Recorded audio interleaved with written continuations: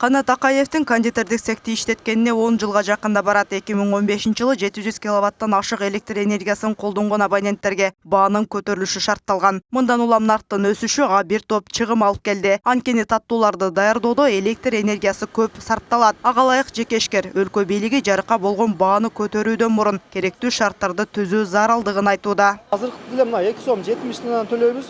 Өндүрүш үчүн аябай оор да. Мына биздин чыгаша жагын карасак, эң көп чыгашы үчүн электричество болот да.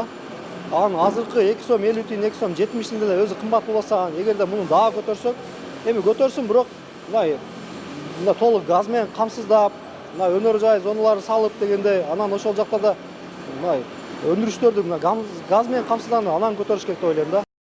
Алсак Ош шаары боюнча эле 100 миңге чукул керектөөчү болсо, анын 8700гө жакыны мекеме ишканалар. Учурда жарандар жарык үчүн 1 киловаттына 77 тыйындан төлөшөт. Мында 700 киловатт сааттык чектүүдөн ашкандар үчүн 2 сом 16 тыйын тариф орнотулган. Ал эми керектөөчүлөр жылдан жылга көбөйүп, кошумча көмөк чордондорду куруу зарылчылыгы келип чыгууда. Чындыгында көп аба чубалгылары, ошондой эле трансформатордук пункттарыбыздын бардыгы көбүн эсе бардыгы эмес, ошол 80-жылдарга чейин көбү курулган да, бул Союздун малынан. Эскилиги жеткендер көбүрөөк болуп калып атат да.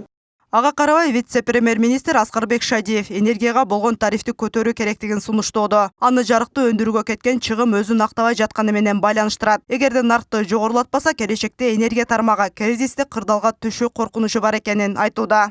Эгерде тариф көтөрүлбөсө, анда мен ойлойм келечекте абдан кыйын болот. Биринчиден өндүрүүчүлөргө себеби дегенде азыр көтөрбөй барып, ошо кыйналган мезгилде эсибизде баягы көлдө суу жок болуп, токтогул суу сактаган. Ошондо элдер 3 сом болсо да, 4 сом болсо да бериле деген болчу. Ошондо 5 сомдон алып, бирок компенсация кылып бааны көтөрүп алдык. Энергияга болгон нарк коңшу өлкөлөргө салыштырмалуу төмөн. Буга байланыштуу аталган тармакка инвесторлор тартылбай жатат. Ошондуктан өкмөт энергетика тармагындагы өндүрүштүк процессти тыкыр изилдеп чыгыш керек. Нарк көтөрүлгөнү менен коррупциялык схеманы жөнгө салмайынча экономикага пайда алып келбейт дешет серепчилер. Энергетикадагы ар түрдүү коррупциялык схемаларды менен катуу иштешибиз керек.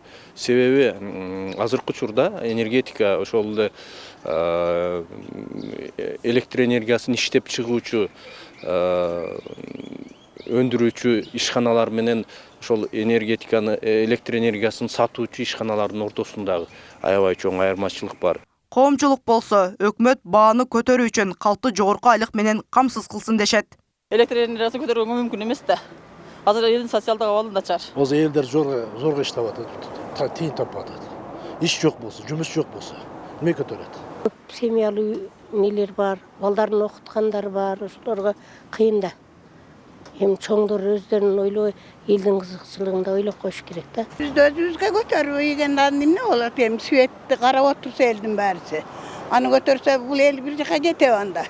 Эске салсак, электр кубатына болгон бааны 2 эсе көтөрүү 7 апрель алдындагы саясий чыңалуунун башкы себеби болгон. Ал кездеги элдик наразычылыктарды сүрөөнгө алган оппозиция тарифтердин кымбатташын негизи көзүр катары кармаган эле. Аз өтпөй бийлик алмашып, тарифтер 70 тыйындык калыбына келген. Ошондой эле экс-президент Алмазбек Атамбаевдин тушунда да бул маселе бир нече рет көтөрүлгөнү маалым. Мерим Осмоналык кызы, Темирлан Эрнис уулу, Нур Ньюс.